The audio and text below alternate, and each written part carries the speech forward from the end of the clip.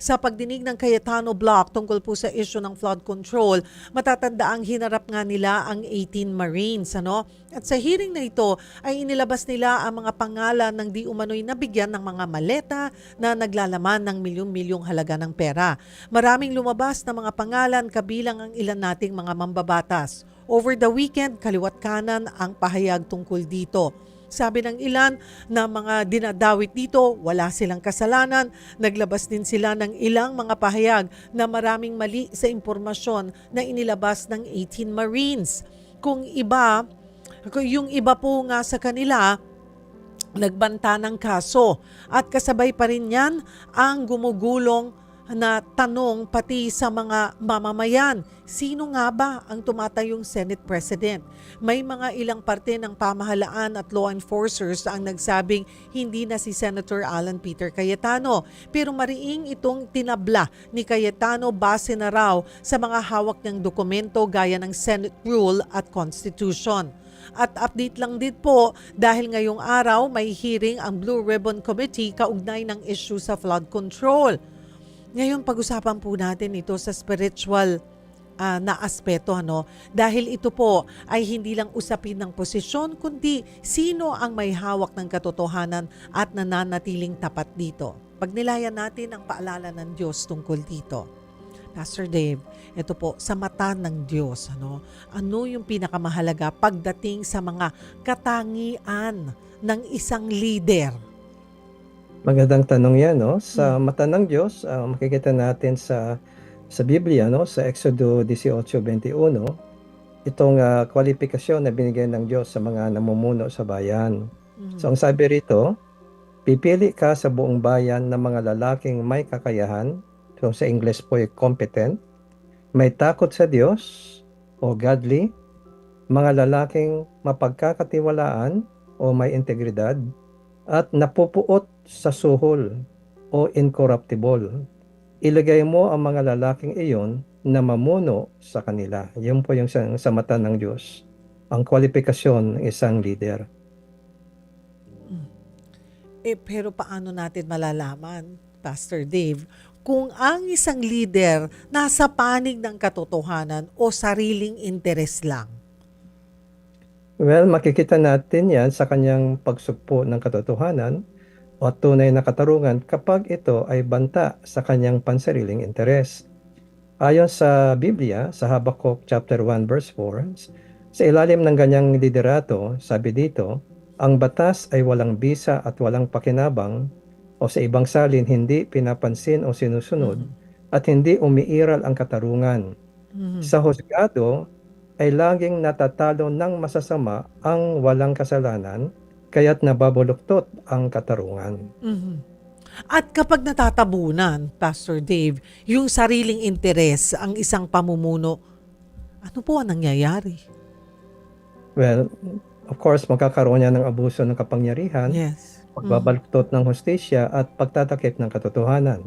In fact, mababasa natin ito sa Biblia ulit, sa Isaiah chapter 59, verse 14 to 15, ito yung ating mababasa. Hindi na matagpuan ang katotohanan kahit saan at ang mga tao ay hindi na mapagkakatiwalaan. Oo, nawala ang katotohanan at ang mga umiiwas sa kasamaan ay siyang inuusig nila.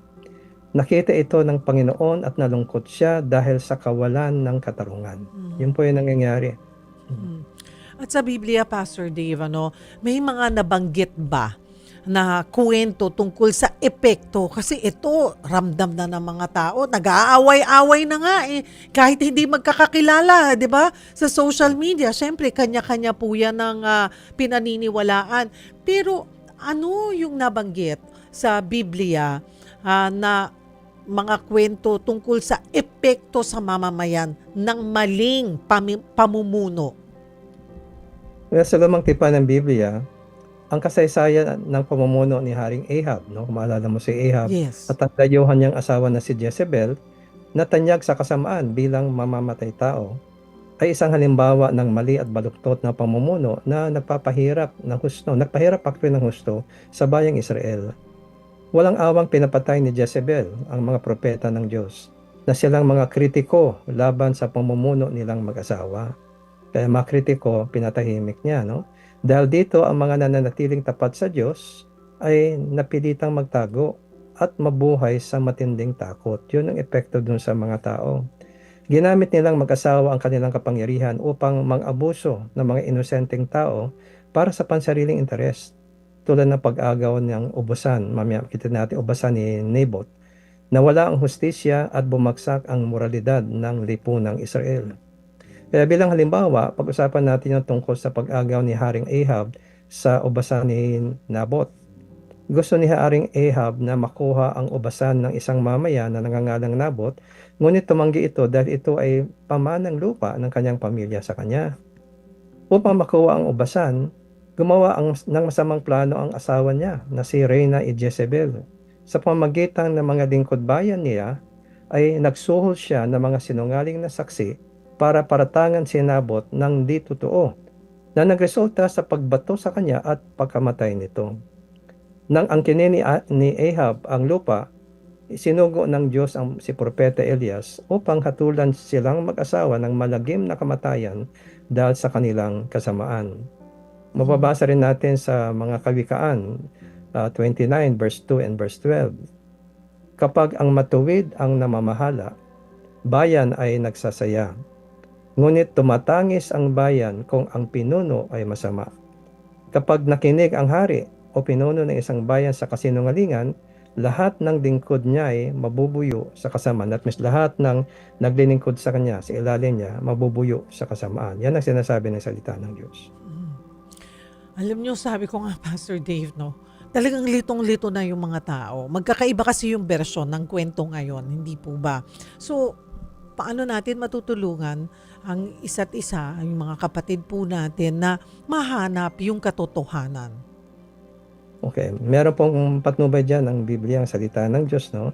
Mabasahin natin sa salita mismo ng ating Panginoong Hesus sa Matthew chapter 7, verse 16 to 20. Itong sabi ng ating Panginoon, makikilala ninyo sila sa kanilang mga gawa.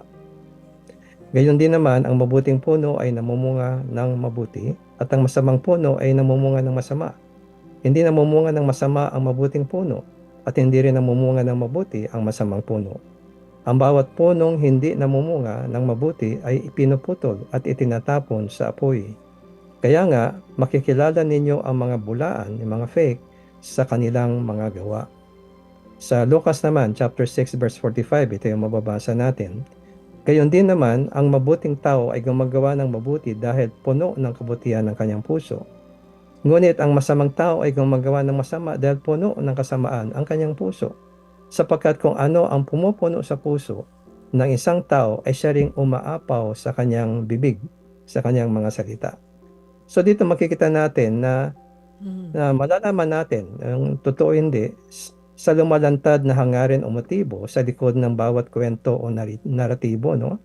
Sa pamamagitan ng kanila, sa pamamaraan na ginagamit nila at sa pananalita nila. Sa 3 M yan. Tingnan natin yung motive, method, at saka yung message, yung sinasabi nila. Ano mang lumalabas na motibo na ang pangunahing o ang tanging hangad ay katarungan o katotohanan, ang pamamaraan ay ginagamit. Ang pamamaraan na ginagamit ay ayon sa batas at ang pananalita ay makatarungan at may matibay na batayan. Ito ang naratibo o kwento na maaring mas mapagkakatiwalaan natin. Kailangan suriin natin mabuti.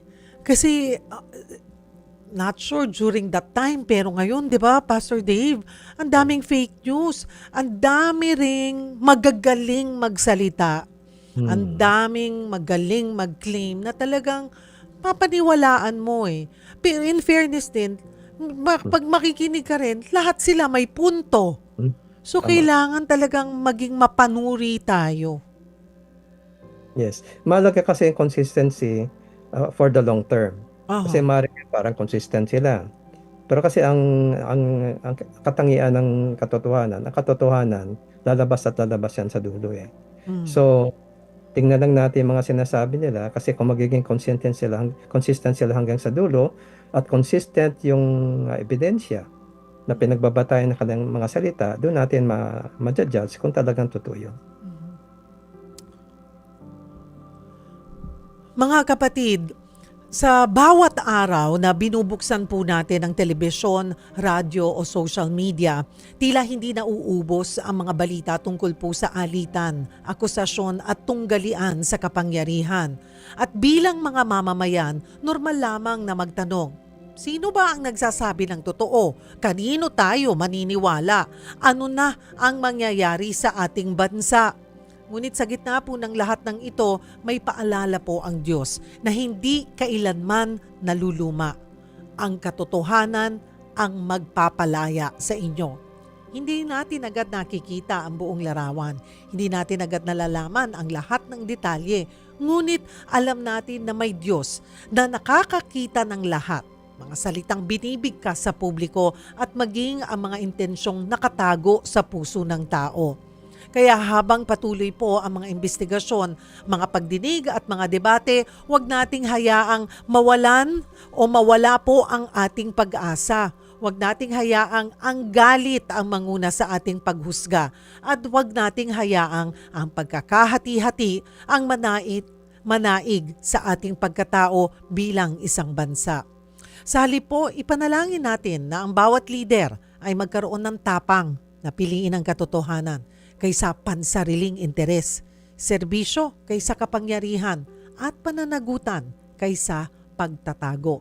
At bilang mga Pilipino, naway manatili rin po tayong mapanuri, ngunit makatarungan, matatag ngunit mapagkumbaba, at higit sa lahat, nakatuon hindi sa ingay ng politika, kundi sa mga prinsipyong hindi nagbabago.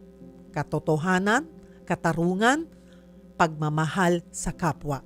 Dahil sa huli, hindi po ang pinakamalakas na boses ang mananaig, hindi rin ang pinakamakapangyarihang tao. Ang mananaig ay ang katotohanan. At kapag dumating po ang panahong yon, naway matagpuan tayong lahat na nasa panig ng tama. Mga kapatid, manalangin po tayo hindi lamang para sa ating mga pinuno, kundi para sa ating sarili na magkaroon tayo ng karunungang makilala ang katotohanan, lakas na paninindigang ito at puso na gamitin para sa ikabubuti ng ating bayan.